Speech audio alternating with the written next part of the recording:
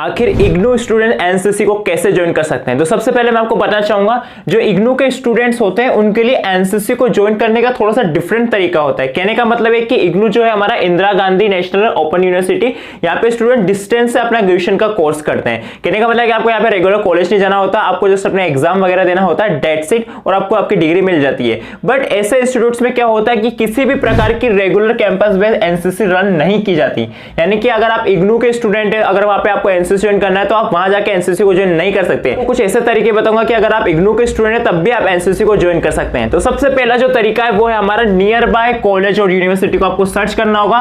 वहां जाके क्या करना होगा, आपको वहां के एसोसिएट एनसीसी ऑफिसर से बात करनी होगी कि सर मैं इग्नू का स्टूडेंट हूं, मेरे यहाँ पे एनसीसी नहीं है, सो मुझे आपके कॉलेज या आपकी यूनिवर्सिटी से एनसीसी ज्वाइन करना है, बाकी मैं मेरी पढ़ाई मेरे इग्नू वाले यूनिवर्सिटी से ही करूंगा। तो अगर वहां पे सीट खाली होगी तो आपको एनसीसी मिल सकती है। काफी सारे स्टूडेंट जो इग्नू के स्टूडेंट होते हैं वो मोस्ट प्रोबेबली एनसीसी को यहीं से ज्वाइन करते हैं। सेकंड जो तरीका है वो है हमारा आईसी का, इंडिपेंडेंट कंपनी। जिस भी लोकल एरिया में आप रहते हो वहां पे क्या हो सकता है, यहाँ पे इंडिपेंडेंट कंपनी होती है, कुछ ऐसी यूनिट्स होती है जहां पे जाके आप एनसीसी को इजीली ज्वाइन कर सकते हैं, जहां पे हर साल एनसीसी कैडेट्स को रिक्रूट किया जाता है on the basis of their performance. ठीक है, इसके अलावा जो थर्ड तरीका है वो है हमारा ओपन कैटेगरी का। ओपन कैटेगरी में क्या करना है, आपको डायरेक्ट ओपन कोटा से एनसीसी में ज्वाइन करने का एक मौका मिलता है। आपको अपने आसपास के एरिया में बटालियन को सर्च करना है। कहने का मतलब है पहले तरीके में हम यूनिवर्सिटी और कॉलेज को सर्च कर रहे थे एनसीसी ज्वाइन करने के लिए, पर जो तीसरा तरीका है उसमें आपको क्या करना है, आपको कॉलेज और यूनिवर्सिटी सर्च नहीं करना है, आपको अपने एरिया के आसपास की एक बटालियन सर्च करना है जहां पे भी आप रहते हैं, उस एनसीसी बटालियन में जाना है और वहां पे जाके आपको बटालियन के सीईओ साहब या आप हो सकता है वहां पे जो पीआई स्टाफ है उनसे बात करना है, आपको एनसीसी ज्वाइन करना है इस ओपन कोटा के थ्रू। ठीक है, तो वहां पे आपको फॉर्म दे दिया जाएगा बटालियन से, आपका फिजिकल रिटन मेडिकल जो भी टेस्ट लिया जाएगा वो ले लिया जाएगा